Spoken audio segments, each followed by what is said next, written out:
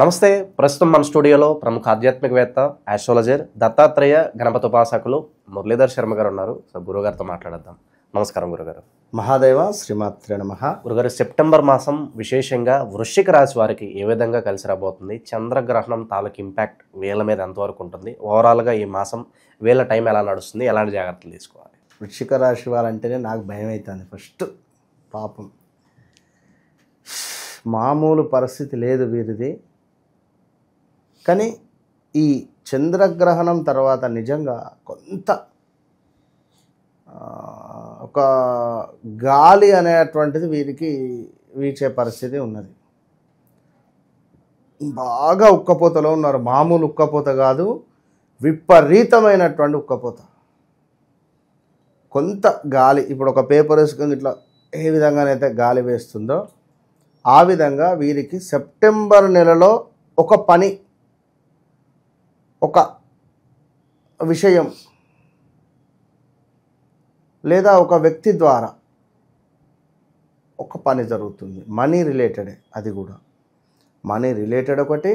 రెండవది work related ఏదైనా కూడా జరగబోతుందని చెప్పడంలో ఇలాంటి అతిశయోక్తి లేదు. అండ్ మరొక విషయం చూసుకున్నట్టయితే మనకు చిన్నతనమున వాస్తవానికి ఇట్టి వృశ్చిక రాశి వారికి అనారోగ్య సమస్యలు అధికంగా ఉంటాయి. మళ్ళీ ఆఫ్టర్ 35 to 40 క్రాస్ అవుతారో, 39-40 క్రాస్ అవుతారో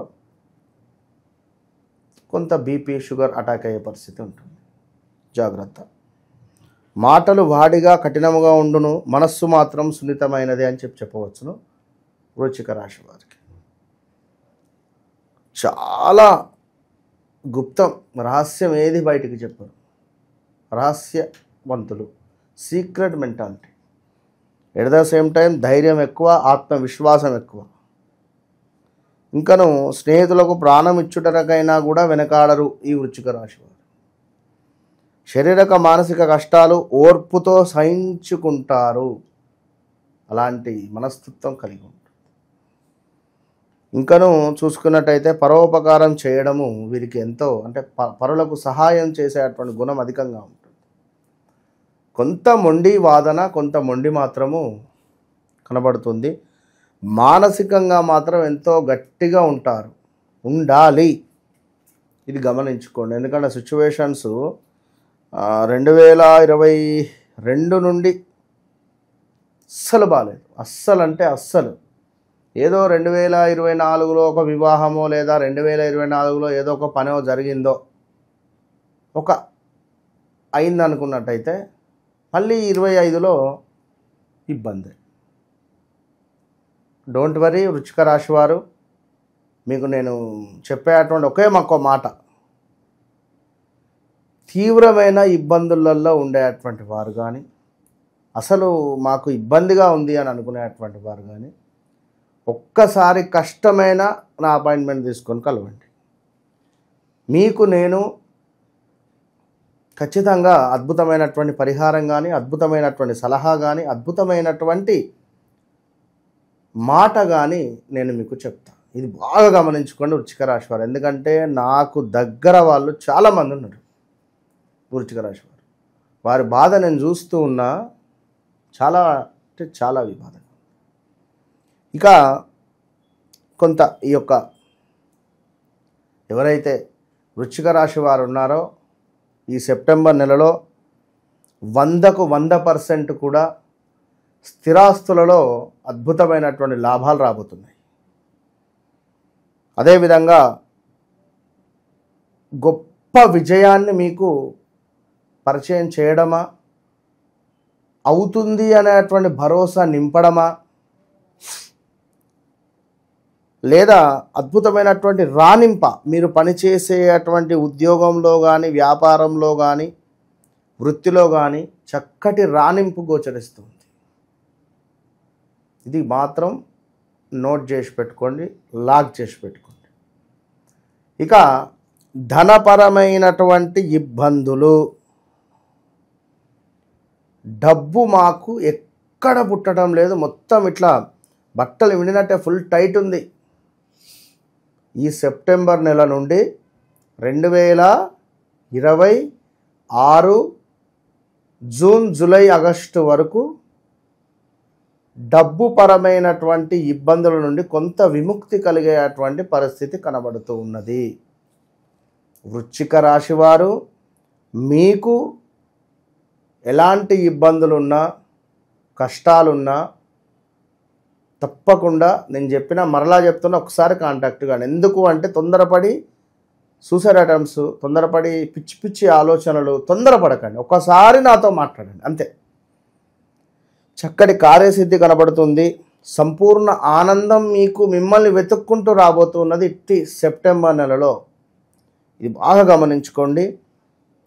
అదేవిధంగా కుటుంబ సౌఖ్యము, ధనాదాయము, చక్కటి కీర్తి, పేరు ప్రఖ్యాతలు కూడా రాబోతూ ఉన్నవి ఈ యొక్క వృశ్చిక రాశి వారికి.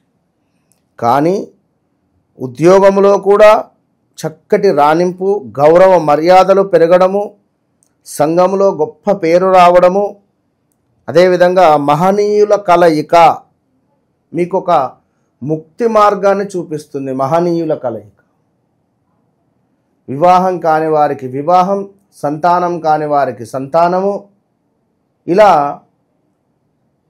కొంత మీ జీవితంలో మార్పు మొదలు కావడానికి ఇది మొదటి అడుగు. 10 అడుగులు ఉన్నాయి.